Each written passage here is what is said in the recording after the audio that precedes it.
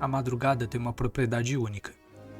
Ela remove as camadas de ruído que a civilização deposita sobre nós durante as horas de sol. Quando o dia acaba e as luzes se apagam, o que resta é o silêncio. Mas, para muitos de nós, esse silêncio não é vazio.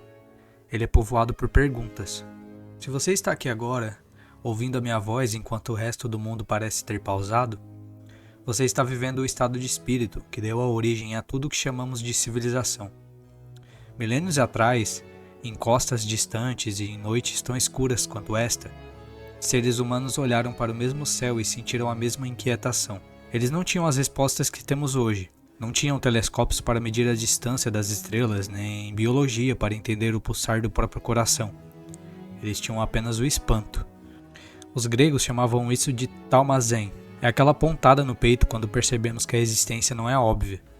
Que o fato de haver algo em vez de nada é, por si só, um mistério profundo. Neste encontro, vamos viajar até a raiz desse espanto. Vamos entender como a humanidade deixou de aceitar as explicações prontas dos deuses e passou a buscar a verdade por conta própria. Vamos erguer juntos os pilares da filosofia. Muito boa noite, meu nome é Lucas e esse é o canal Madrugada Sem Sono. Durante a maior parte da nossa história, o mundo era um teatro de sombras governado por vontades caprichosas. Se a colheita falhava, era a fúria de uma divindade da terra. Se o mar engolia um barco, era o temperamento de um deus das profundezas. O nome disso é mito. O mito não é uma mentira. Ele é uma forma de dar sentido ao caos. Ele oferece conforto porque transforma o desconhecido em algo humano, mesmo que terrível. É mais fácil lidar com um Deus irritado do que com a indiferença cega das leis físicas. É mais fácil lidar com um Deus irritado do que com a indiferença cega das leis da física. Mas, por volta do século VI a.C., algo mudou na Jônia, na Grécia Antiga. Homens como Tales de Mileto começaram a observar padrões. Eles notaram que, independentemente dos sacrifícios feitos, o sol sempre nascia no mesmo ponto, que as estações seguiam uma cadência, que a natureza parecia ter uma gramática própria. Tales fez a pergunta mais perigosa e libertadora de todas. E se o mundo não for um milagre constante, mas uma máquina que funciona segundo regras que podemos entender? Essa mudança é o que chamamos de passagem do mito ao logos. Logos é uma palavra rica. Significa razão, palavra, discurso, proporção. É a crença de que o universo é compreensível. Imagine o peso desse pensamento. Pela primeira vez, o homem não era apenas um súdito dos deuses, mas um observador da realidade. A filosofia nasceu como um ato de coragem, a coragem de não saber e a coragem de procurar saber sem o auxílio de muletas sobrenaturais. Tales olhou para o cosmos e disse: tudo é água. Hoje, sabemos que ele estava cientificamente errado, mas filosoficamente ele mudou tudo. Ao sugerir que havia uma única substância na origem de tudo, uma arque, ele plantou a semente da ciência, da física e da busca pela unidade que perseguimos até hoje, desde os filósofos pré-socráticos até a mecânica quântica. Se a filosofia fosse uma construção para abrigar a alma humana, o primeiro pilar a ser erguido seria a metafísica. O termo significa, literalmente, além da física. É a parte da filosofia que lida com as questões que não podem ser resolvidas como uma régua ou um microscópio. É o pilar que sustenta o peso do ser. Na calada da noite, quando você se pergunta: quem sou eu quando não estou fazendo nada? Você está no domínio da metafísica. Existem dois grandes caminhos aqui. De um lado, temos Platão. Para ele, esse mundo que tocamos e vemos, este quarto, o seu corpo, a tela do celular, é apenas uma sombra de uma realidade superior. Ele acreditava que vivemos em uma caverna, vendo apenas o reflexo das coisas verdadeiras no fundo da parede. A filosofia, para Platão, é o esforço de sair da caverna e contemplar a luz da verdade eterna. Do outro lado, temos seu aluno, Aristóteles. Ele era um homem da terra. Para ele, a verdade não está em um mundo espiritual distante, mas nas próprias coisas. A forma de uma árvore está na própria árvore. A metafísica de Aristóteles nos ensina a olhar para o mundo material com reverência, buscando a essência dentro da existência. A metafísica é o pilar que nos pergunta sobre a realidade. Ela nos faz questionar se o tempo é real ou apenas uma ilusão da nossa percepção. se a nossa consciência é apenas um subproduto do cérebro ou algo que existe de forma independente. Na madrugada, essas perguntas ganham dentes. Elas não nos mordem porque no silêncio, a realidade parece muito mais frágil do que durante o dia. Se a metafísica é o que pensamos, a lógica é como pensamos. Vivemos em uma era de sobrecarga de informação. Somos bombardeados por narrativas, opiniões e dados que competem pela nossa atenção. Sem o pilar da lógica, somos como barcos sem leme em um oceano de ruído. Aristóteles foi o grande arquiteto desta coluna. Ele percebeu que o pensamento humano tem uma estrutura, que existem regras para que uma afirmação seja verdadeira ou falsa, por exemplo.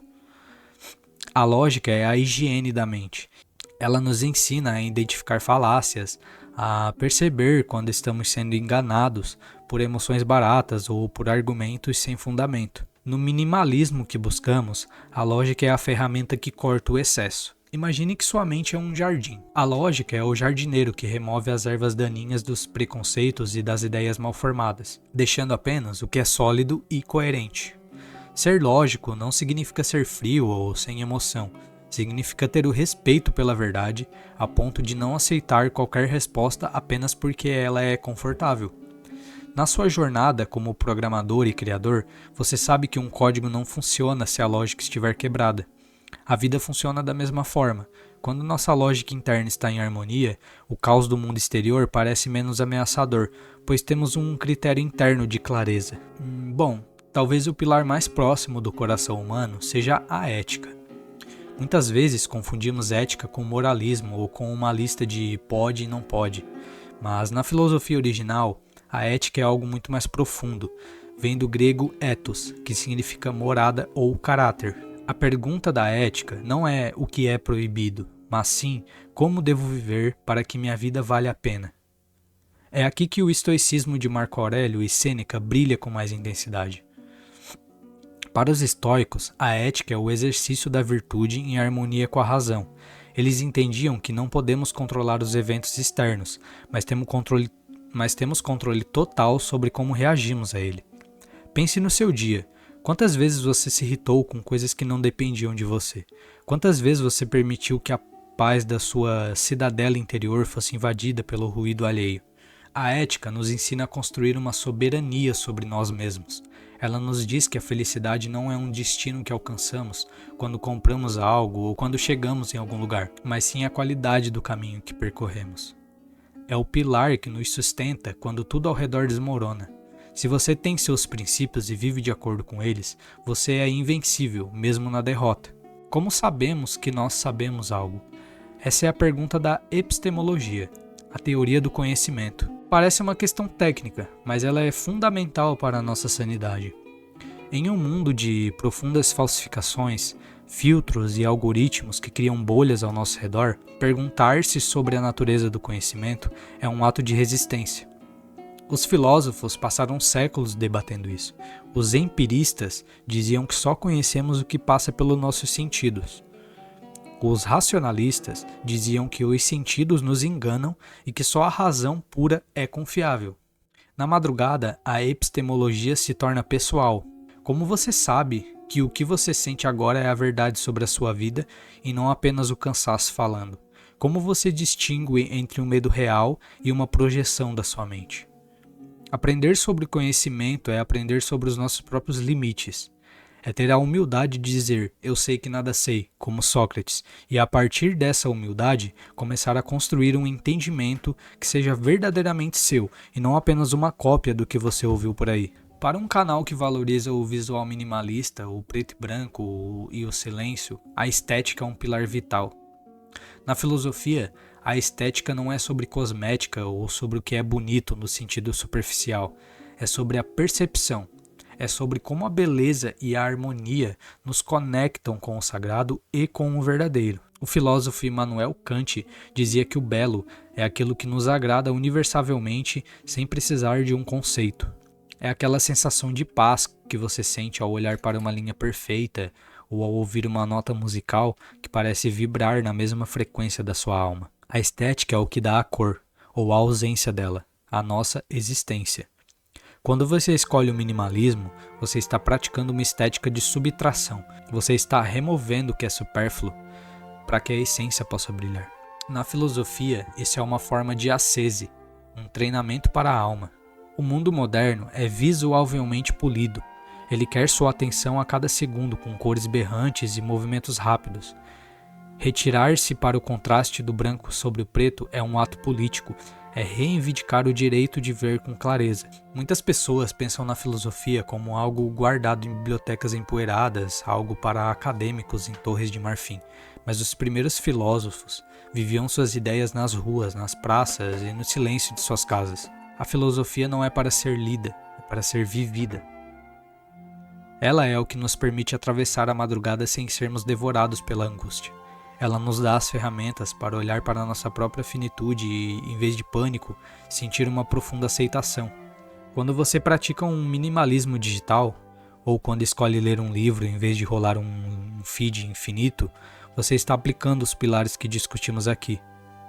Você está usando a lógica para filtrar o desnecessário, a ética para escolher o que é melhor para a sua alma e a metafísica para lembrar que você é mais do que um consumidor de dados.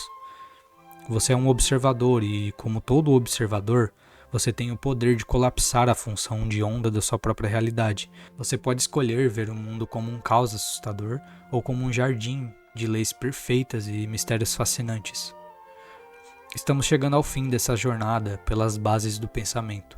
Passamos pelo nascimento da razão, pela busca da verdade e pelos pilares que sustentam a nossa mente. A filosofia não prometeu nos dar todas as respostas. Na verdade, ela muitas vezes nos deixa com mais perguntas, mas são perguntas melhores, perguntas que nos tornam mais humanos, mais calmos e mais presentes.